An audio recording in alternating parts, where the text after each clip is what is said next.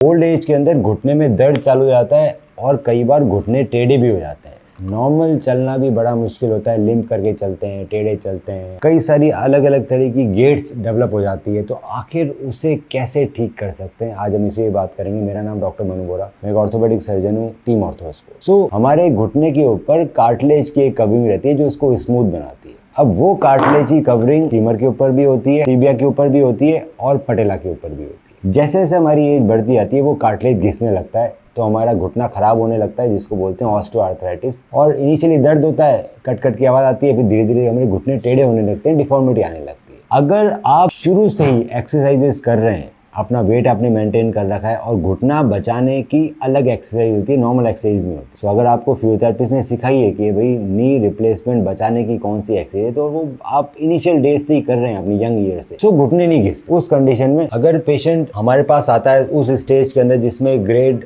1 या 2 ऑस्टियोआर्थराइटिस है, तो मतलब ज्यादा कार्टिलेज नहीं घिसा, इस कंडीशन में हम इंजेक्शन लगा के प्लेटलेट रिच प्लाज्मा ACP के कार्टिलेज को रीजनरेट कर। और अगर पेशेंट आता है जिसके अंदर ग्रेड 3 या 4 ऑस्टियोआर्थराइटिस हो गई है कि पूरी तरह से कार्टिलेज इरोड हो चुका है, तो नीचे से बोन दिख रही है, साथ में डिफॉर्मिटी भी आ गई है, बहुत ज्यादा लंबा वेट करने से और प्रॉब्लम्स बढ़ेगी। क्या क्या प्रॉब्लम बढ़ सकती है? मोस्टली लोगों के मीडियल साइड पहले घिसने लगता है, इसका मीडियल साइड कार्टिलेज जल्दी घिसने लगता है as compare to lateral side most of the people. तो जो पांव होते हैं वो इस तरह से टेढ़े होने लगते हैं। अब अगर आप इस स्टेज में सर्जरी नहीं करा रहे हो और बहुत लंबे समय तक वेट कर रहे हो, डर लग रहा है सर्जरी का, तो 3-4 प्रॉब्लम्स हो रही है। ये जो बाहर का लिगामेंट है LCL वो लंबा हो रहा है, स्ट्रेच हो रहा है, और जो MCL है मीडियल कोलेटरल लिगामेंट वो कॉन्ट्रैक्ट हो रहा है। अब जब सर्जरी के टाइम पे जब इसको ठीक किया जाएगा, इसमें नी रिप्लेसमेंट की सर्जरी होती है। बेसिकली सर्जरी में ऊपर का जो कार्टिलेज है उसको शेव ऑफ कर दिया जाता है और उसकी जगह स्टील का कार्टिलेज लग जाता है। इसी तरह से जो नीचे का टीबिया है उसका भी कार्टिलेज शेव ऑफ करके वहां पर स्टील की प्लेट लग जाती है, टीबियल प्लेट, और इन दोनों के बीच में आते हैं स्पेसर। जितना ज्यादा मेरा